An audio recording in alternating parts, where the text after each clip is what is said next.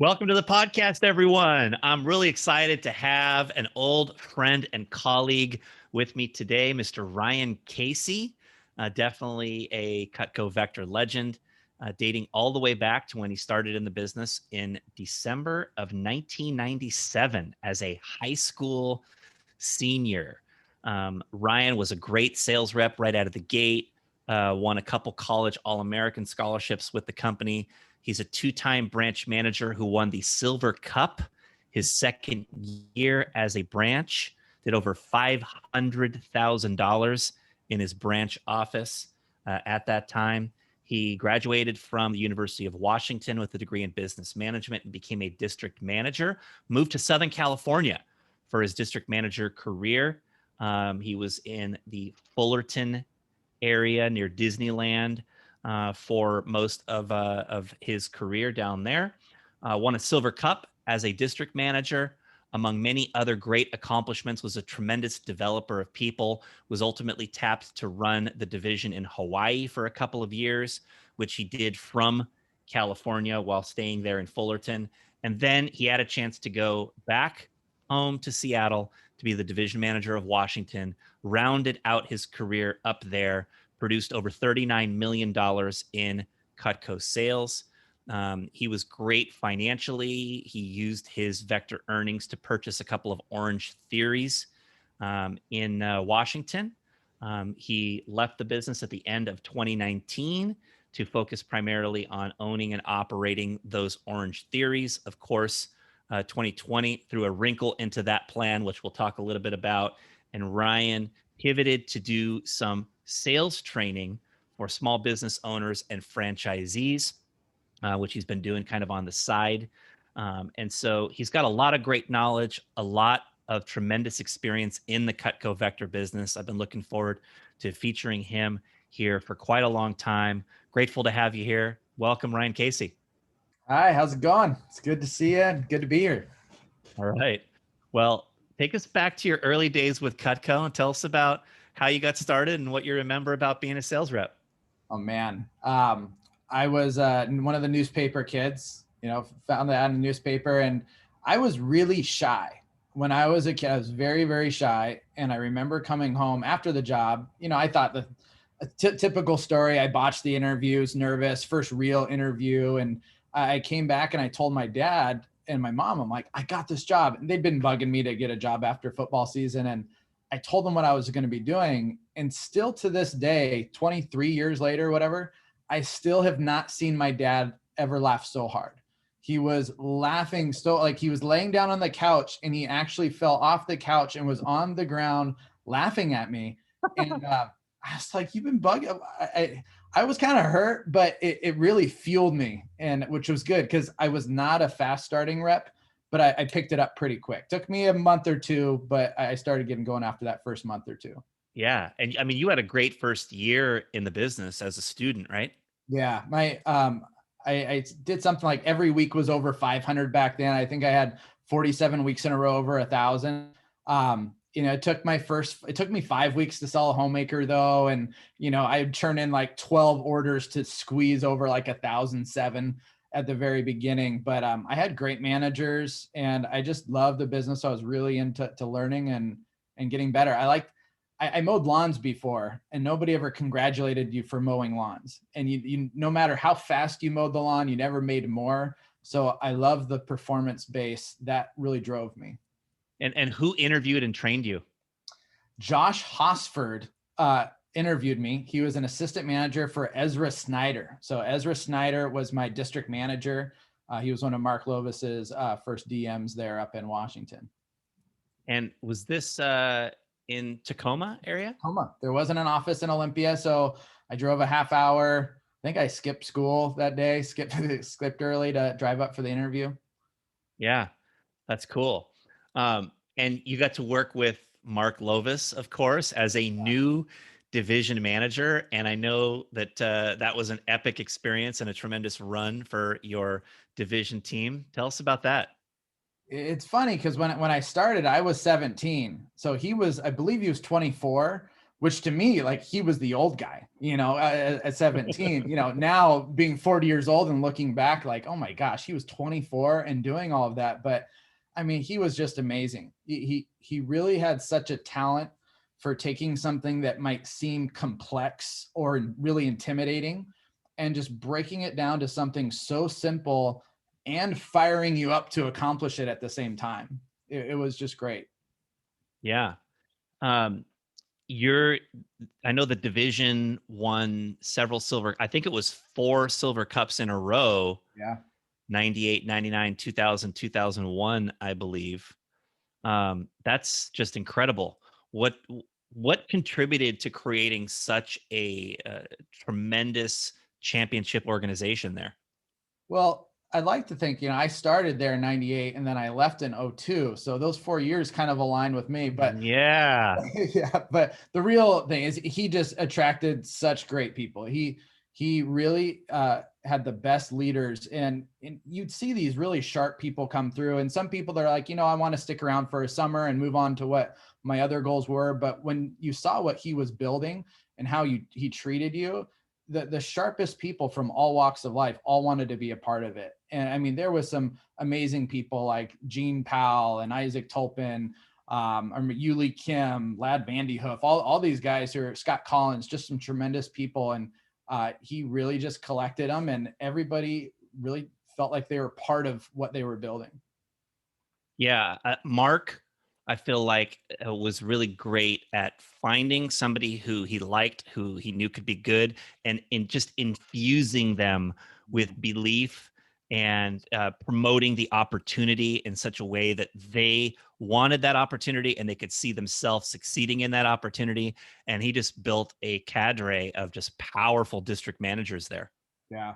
And the thing I think that also made him different and why it lasted was not only did he build that, but then he followed through with it. So it's one thing to get them all excited about the possibilities, but then he had the skill level to keep those people performing at a high level. And that's what really allowed them to build and sustain such a huge organization for so long. Yeah. Well, what created that accountability with the managers that were part of his team?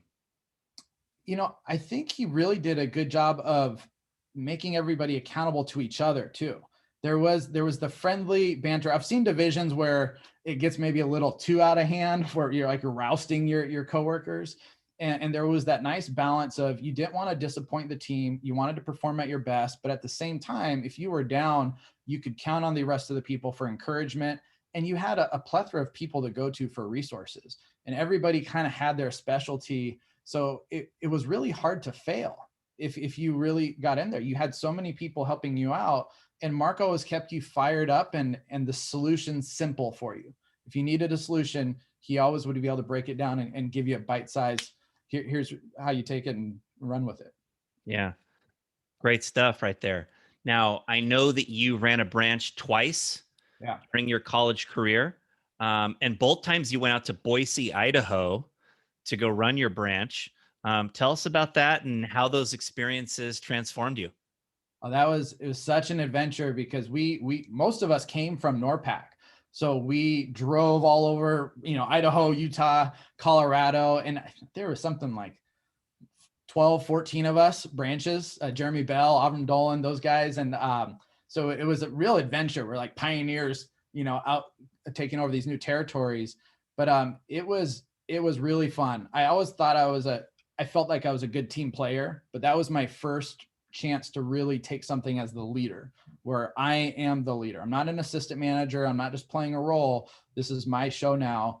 And it was also, I believe, one of the first times where I was able to put 100% of my energy into one thing for a short amount of time, for 3-4 months. And that was the first time I'd ever really done that. And, it was super challenging. My first few weeks, I remember calling home and say, this sucks. I want to quit, but I never was going to, because I had worked so hard. I'm like, I'm just never doing this again.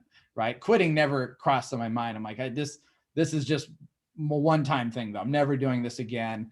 And that was right at, you're flying at midnight. Colleges haven't broken yet, so you have no team. I think my first training class, one girl had negative CPO because she gave away too much and the other guy didn't sell anything, So at that point, I'm like, what am I doing? but it ended up being like my first branch experience was at that point, and probably one of the biggest experiences of my life, probably the best experience of Cutco for me. Yeah. And you did 400 grand in Yeah. your first branch, Yeah. which is certainly one of the highest ever first year branch totals to this day uh, in the company. I mean, really awesome. And then you went back out again to Boise the second summer, did over 500 grand and won the Silver Cup. Yeah, it was kind of a funny story. How that happened too is about end of July, I got a call from Lovas, and he said, "Hey, you know what? You're doing such a great job. We're going to move a district manager there at the end of the summer." Because I had always told him, "I'm just going to branch once. I just want to get the experience." I'm like, "Oh, no, no, don't do that. I'm going to come back next summer." He's like, "Well, it's kind of already a done deal."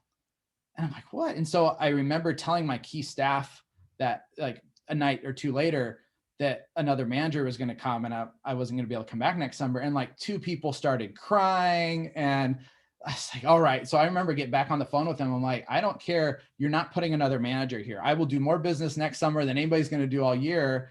And so he held off on it. And then the whole region stuff switched around. So when I went back, I was actually in the central region for Boise. But I was able to come back and had a bunch of people return, and we were able to finish off that Silver Cup.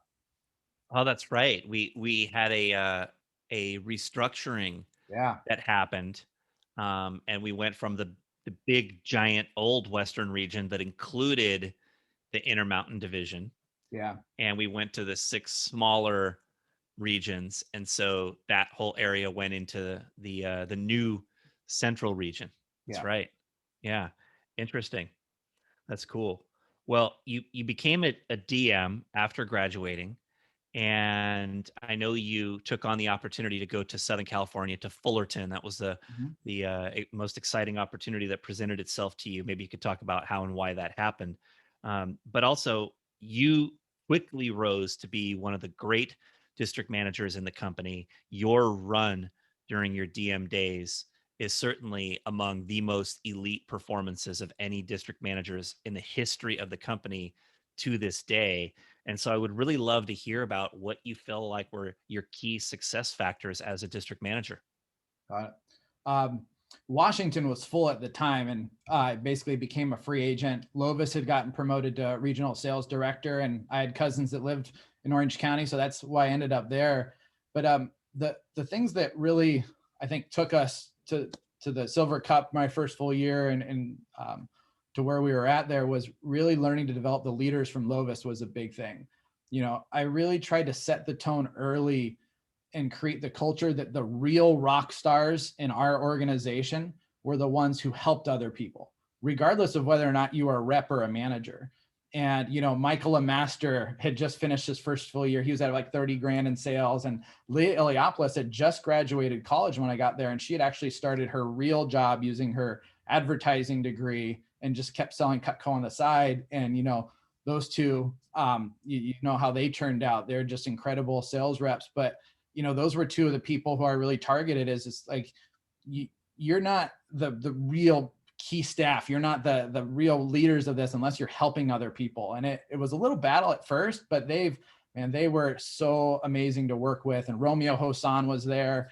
And then we decided what we were going to build that first summer, and John Shaw came on, and Tommy Season and Brandon Zavala was in that fall. And then 2004, was just an epic year. And that first full year, we had such great people. I think that set the tone for everything.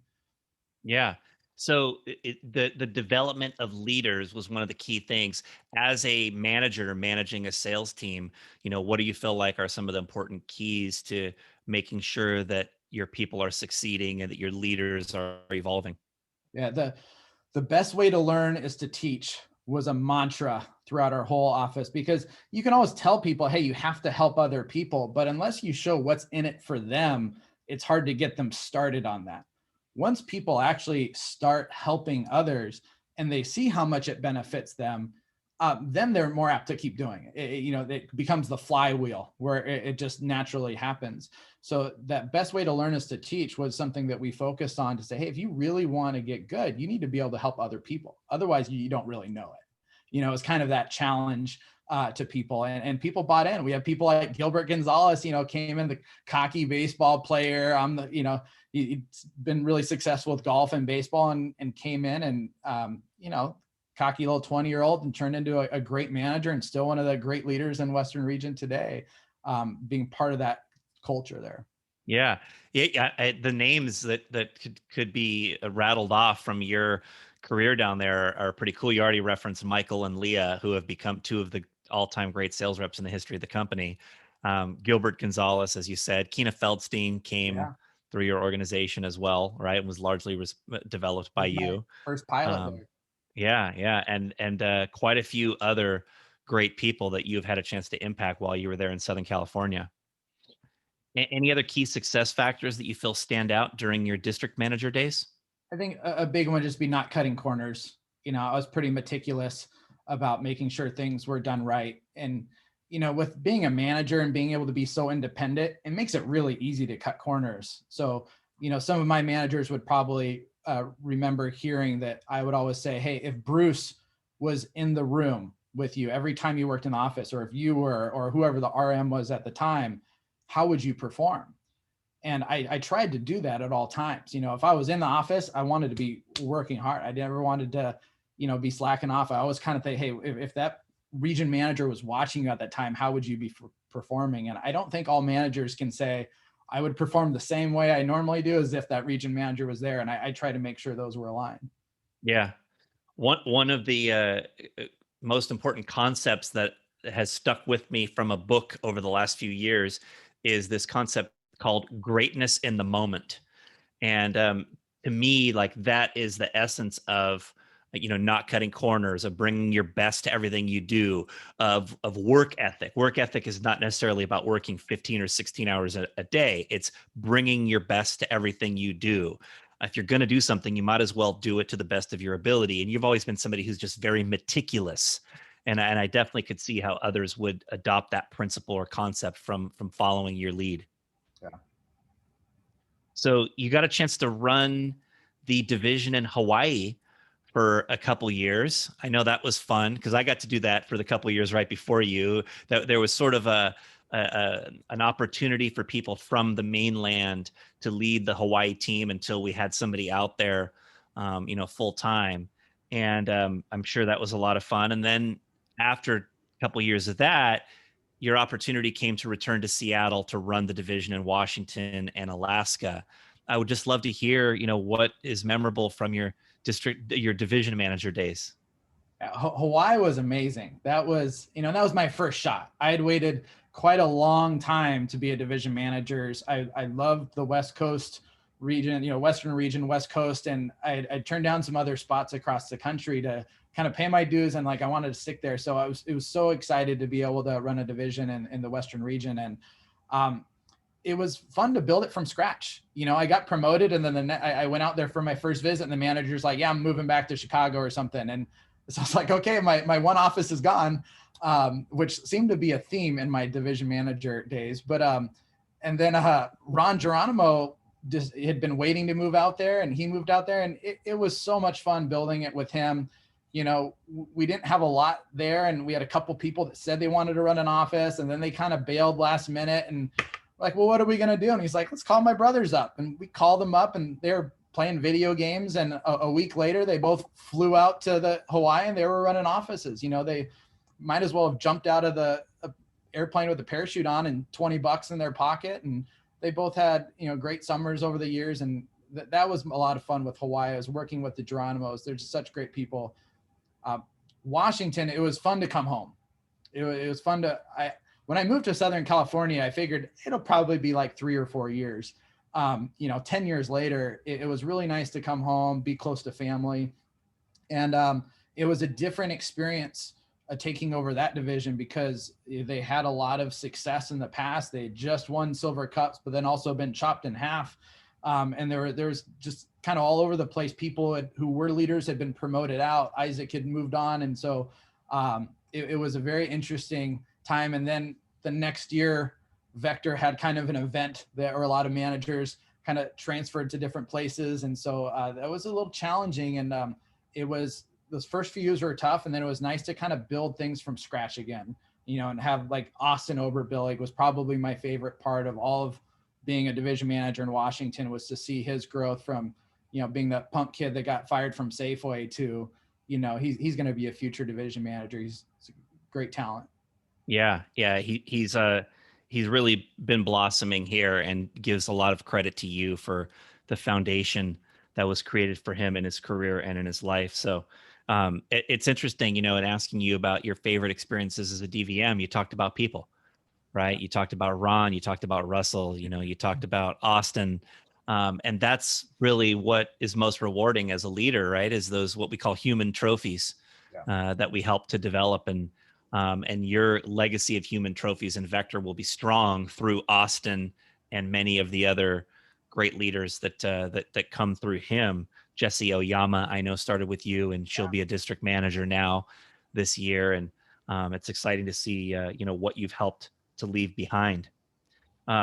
So you left at the end of 2019. You had built up a lot of financial well-being. I know that you referenced that we had some upheaval that happened in 2014, and I'm personally aware that your loyalty was rewarded very well during that time, and you were able to sock a bunch of money away over several years, and you parlayed that into owning your first Orangetheory, and then you purchased a second one after that, and really began to build this vibrant business, with Orangetheory, that was bringing you in a substantial income, ultimately even more than you were earning with Vector. And so, the time came where you were able to retire, we could say, from the company triumphantly at the end of 2019. You left the reins over, in a great way to us and to the people who were left behind. And big expectations were there for Orangetheory in 2020 and beyond. And then the pandemic struck. And of all the businesses that I think about that were hit the hardest, it's like gyms is like one of the worst things that, was hit. And so I know that it was a difficult year for you, but that you were at least prepared from a financial point of view to deal with it. I also know that because of your skills in selling and sales leadership, that you were able to pivot to be able to partner up with some other great people, Eric Van Horn and others, to be able to get into doing some sales training and coaching small business owners, franchisees, about how to lead their organizations. Just tell us a little bit about this experience of 2020 and how it sort of has led you into what's happening now for you. Yeah, well, we had just had Kyler in the fall, and 2020 was tagged in our household as the year of fun. We were going to travel and do all those things. And the year of fun had a rain check. They're probably 2022 now. But yeah, gyms in the West Coast, our second studio still is not open. We're opening in about 2 weeks. So at the end of it all, it will have been closed for 50 consecutive weeks.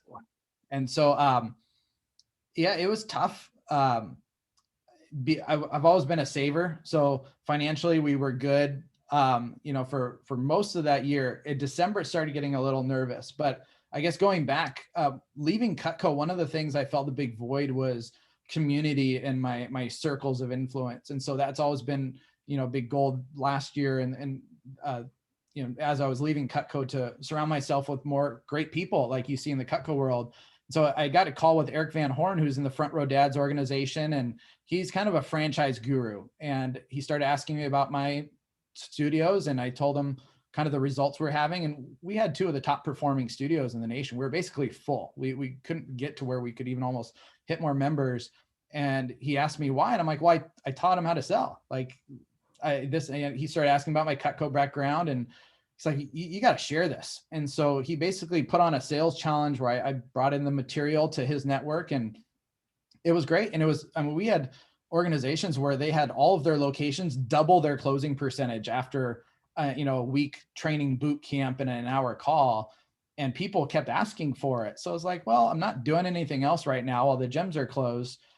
And then it started getting into the fall, and I'm like, you know what, if this keeps up, I'm going to have to think of something. I mean, I've saved a lot of money, but I can't afford to be paying out, rent on studios and not have any money coming in. And so I put together kind of the sales course, and we had people go through it and had more great results. And, it's fun. Now that the studios are kind of back online and coming, it's more of just something I'm doing to kind of help out, because in my franchise community, I'm involved in a mastermind there. There's other people that have really asked for the training and that like it. So I'll probably turn it more to a course that will be kind of ongoing without as much effort for me than doing it live each time. But it was nice to have something I could fall back onto with the things that I learned in Cutco. Yeah. What are some of the key principles that you feel are important for salespeople or sales managers to learn? Well, where the sales really hits with the franchisees is people working in health and fitness, and they love the industry. None of them like to sell, right? They hate selling. It's scary. And it's really similar to teaching somebody who has no experience how to sell in Cutco. And so that's something that I'd combined while I was doing Cutco and Orangetheory at the same time. I saw some of these places where they really melded together well, the same type of training. And it's just really helped both of them, both businesses there. And so now that's what I teach, is kind of the low key sales training, finding the whys, but finding what's your real objective instead of just trying to sell. I think too many people, they're focused on the sell. Where in in Cutco, I remember, I think it was George Ristad. He's like, my goal is to get 15 referrals. That's my goal. I know if I do that, the sales and everything else, that's going to happen naturally. But that's what's really what I want. And I think the same thing happens in small businesses, is they say, well, this just sells many memberships, versus I don't care about the memberships. I want to create a community of members who are here for a long time and hitting their goals. And then you rework your sales process to accomplish that. Mm-hmm. And it just doesn't happen out there. And so that has been a really effective course that we've run with other people. Yeah. What does that look like? Like, walk me through, the process that you had in teaching your Orangetheory people how to be able to sell more, and some of the principles that you're sharing with other people. Yeah. And it started right at the first summer. One of our top people, she's like, I hate selling. Can I just do everything but the selling? I'm like, no. And I'm thinking in my mind, I'm like, you don't hate selling. You think you do. And so I'm like, so I asked her, I was like, can you build rapport with people? Do you like getting to know people? And she's like, yeah, that's great. I love that part. I'm like, okay, well, what about asking questions? Like, do you feel comfortable, finding out our member's story and what they're really looking to accomplish and what their goals are? She's like, oh yeah, that's easy. Okay, what about telling them about your product, or in this case, Orangetheory? Do you like explaining all the cool features and benefits about there? She's like, yeah, that's awesome. I'm like, now, if somebody wants it, but there's a problem, do you feel comfortable helping them problem solve and figure out a way to find a solution? She's like, I can do that. And then once somebody buys, do you like celebrating with them? And she's like, well, that's my favorite part. And I'm like, well, guess what? You can sell, because that's what selling is. You build rapport, you get a connection, you ask them questions to find what they want. You educate them about the product in a way that fits their needs that they just told you about. If there's something that comes up that's keeping from it, you handle the objection. And I hate the phrasing handling objection. No customer wants to be handled. And so we talk about listen, understand, and problem solve instead of handling objections. And then, as I mentioned earlier, the objective isn't to make a sale. The objective is for a long-term member. So once they buy, you're not done.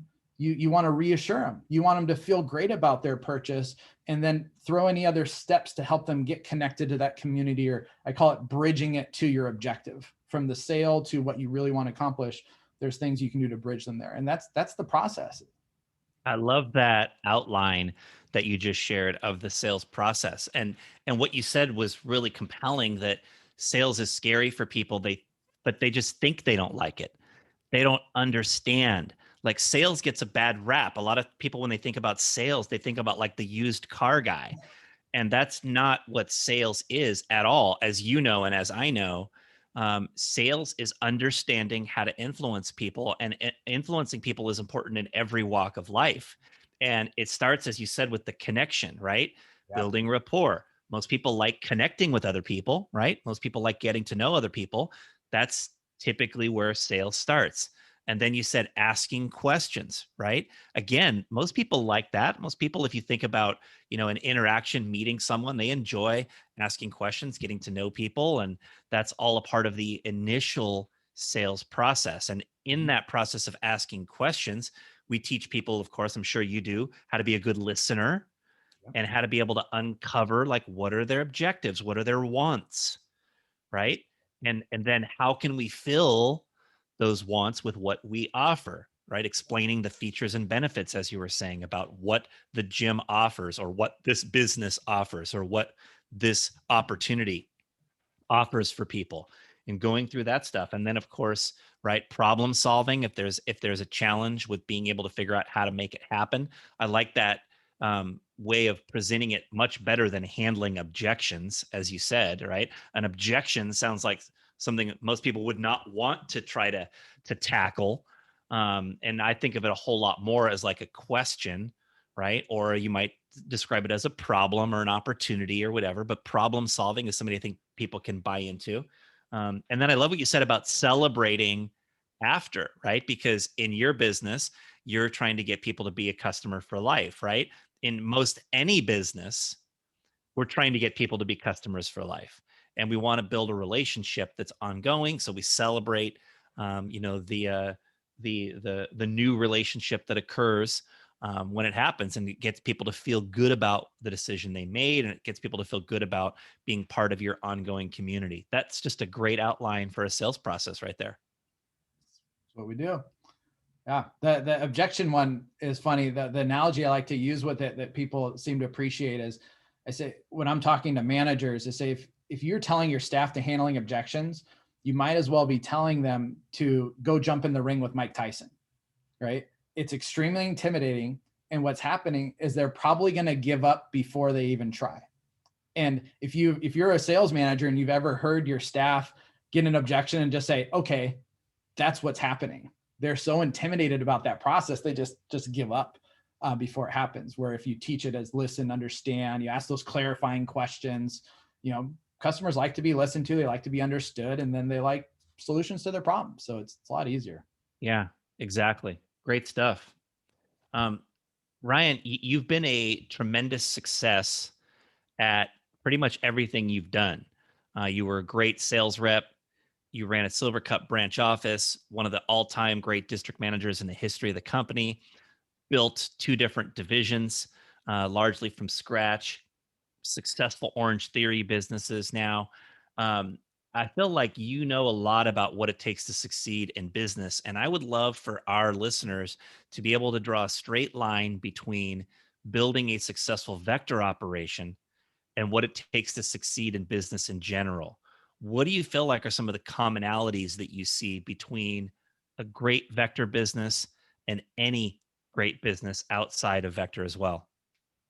The first thing that comes to mind is servant leadership, is really working for your people. And especially when you get outside, I think Cutco does such a great job of, motivating. Managers are so motivated to help their people. Part of that's just attracting the right people. Part of it's the culture the company has built in. And I think, having that servant leadership, the leader works for their people. You don't see that as much in the W-2 world. There's bosses, there's managers versus the leadership there.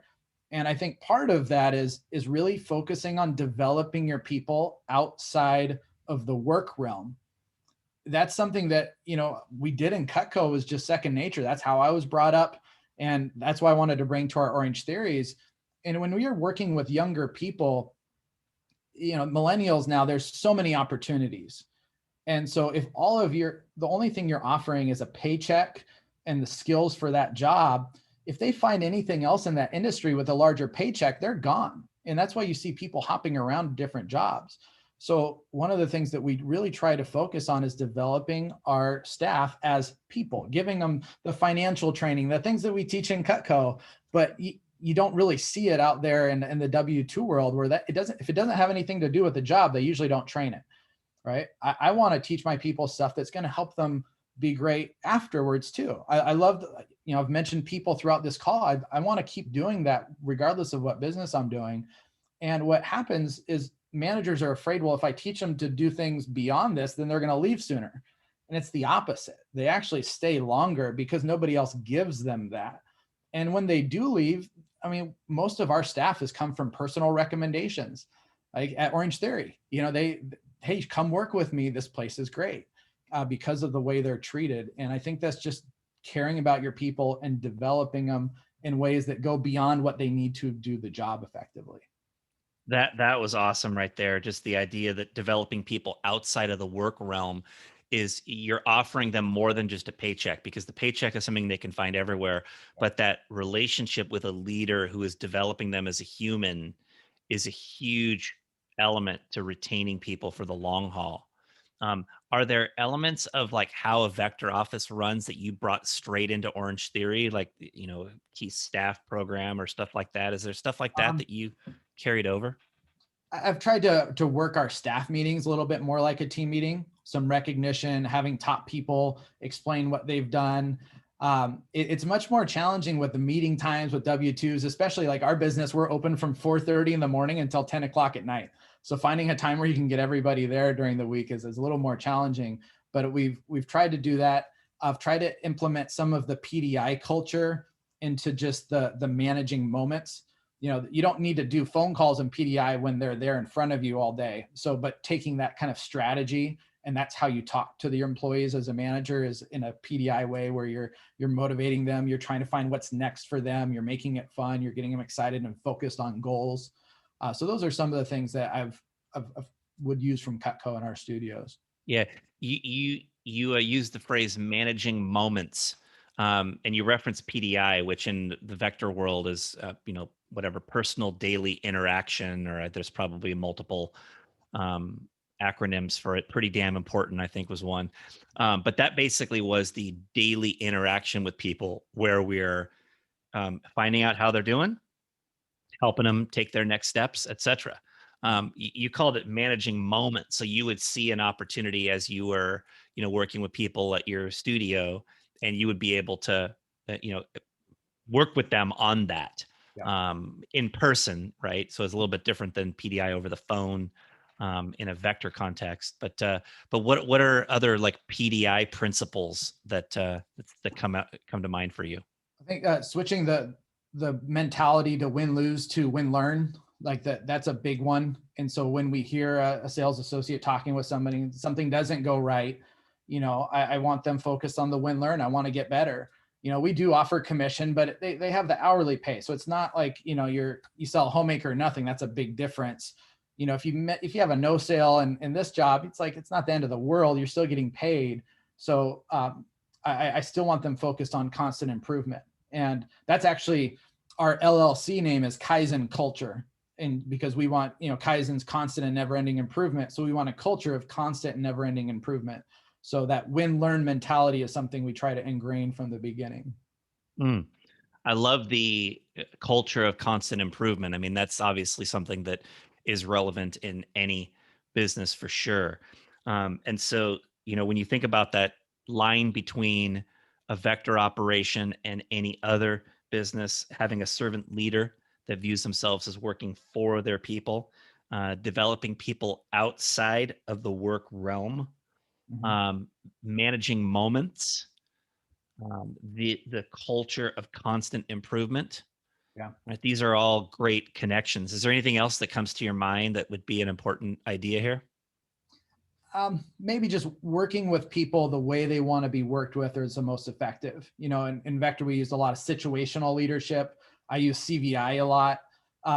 So, working with people, recognizing the phase they're in. If they're a new person, you're not delegating to them. You're more directive, the coaching, supporting the whole situational leadership. And then the CVI, understanding where somebody's coming from. As a banker builder in sales, most of the people are merchant innovators.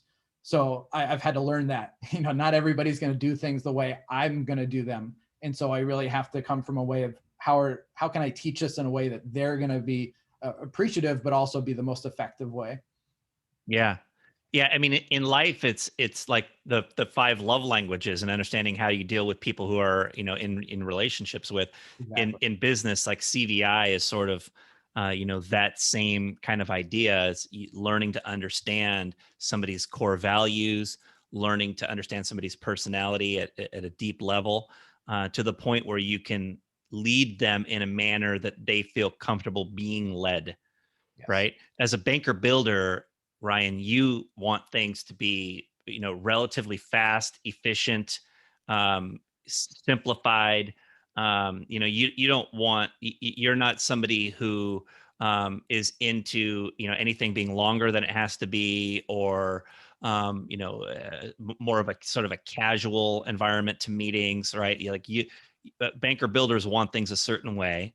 Yeah. And I think that as you get to know people and you realize where they are on the CVI scale of banker, builder, merchant, and innovator, you can understand how to work with them in the ways that make the most sense. So I like that, the situational leadership. That was great. Yeah. Nice. Well, what's happening for you now, Ryan? And what are you excited about when you look into the future? Family is the thing I'm the most excited about. Kids are the age where Kayla's 4, Kyler's 1. They're playing together all the time. I get up, take Kayla to school, and do bedtime stories every night. And I'm excited to get back to the year of fun where we're going to do some traveling with those. So that's the main thing going on in my life. But for business ventures, I'm not sure. I'm not in a big hurry. I'll probably do some more of the sales coaching because it feels good to be helpful, and it's been great to see some of the improvements and hear the feedback and feel that I can give some value. I think moving forward, I know that I want to work with a team. Sitting alone in my basement doing videos over the last quarantine time is not my favorite thing. I like to be working with others, and so we'll see what's next. I'm not quite sure. Yeah. Well, I'm sure whatever it is going to be successful. Do you have any like last words you'd like to share with the Vector audience today? Um, for the Vector audience, I would say, you just got to stick it out a little bit. I was terrible at everything I did in Vector when I started. I was a terrible rep. My first few weeks of a branch manager, I was terrible. When I was an assistant manager, Mark Lovas hung up the phone listening to me do PDI. Even my first, a couple months as a DM didn't go as planned, even after the branch success. But I grew up in this company. I've still, in my life, I've been in Vector longer than I haven't been in Vector for my life.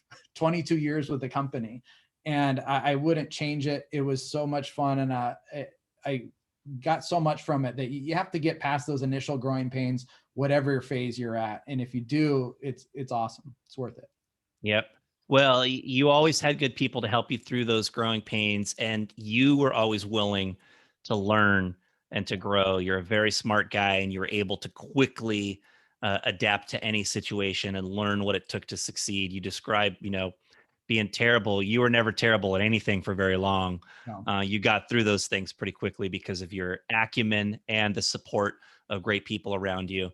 And I think that everybody in Vector can certainly look to the support network they have and be able to say that we've got a culture here that can help people to evolve and learn and succeed, in whatever it is that they want to do. And as we've talked about today, a lot of these skills, a lot of these insights, a lot of the experiences that people are gaining in Vector are straight line connected to anything they're going to do down the road and can help them become successful in anything later on in life. So Ryan, I want to thank you very much for being part of the podcast. This has been great.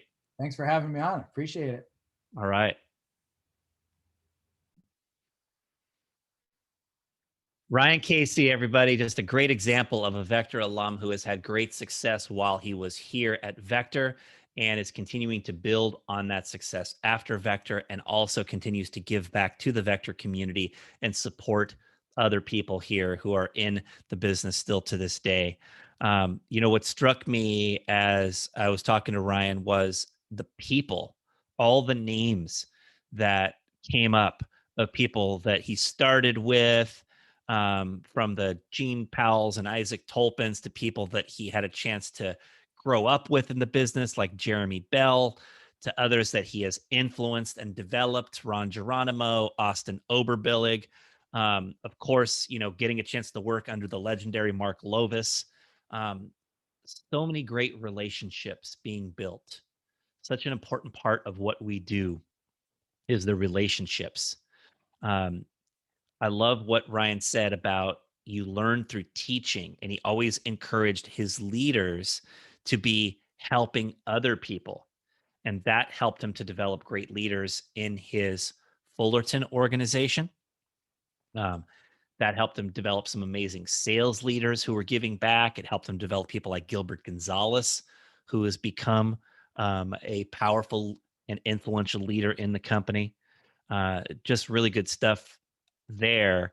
The importance of selling as it pertains to success in any business, and what the sales process really is about connecting and asking questions and uncovering someone's wants and needs, providing solutions, right? Solving problems, celebrating the success at the end of the sales process. That was all so good. And of course, Ryan also shared the concept that a leader works for their people. This notion of servant leadership is integral in the success of any operation. Ryan also mentioned the concept of CVI, or the Core Values Index, as he was talking about situational leadership. This is a personality assessment that many vector leaders have used in order to be able to work more effectively with their people.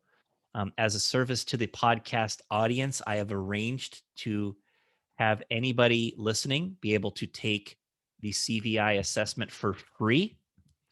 Um, I encourage you to visit changinglivespodcast.com/deals to see some of our podcast sponsors, and you will find CVI listed there, along with a link that you can use to take the CVI test for free.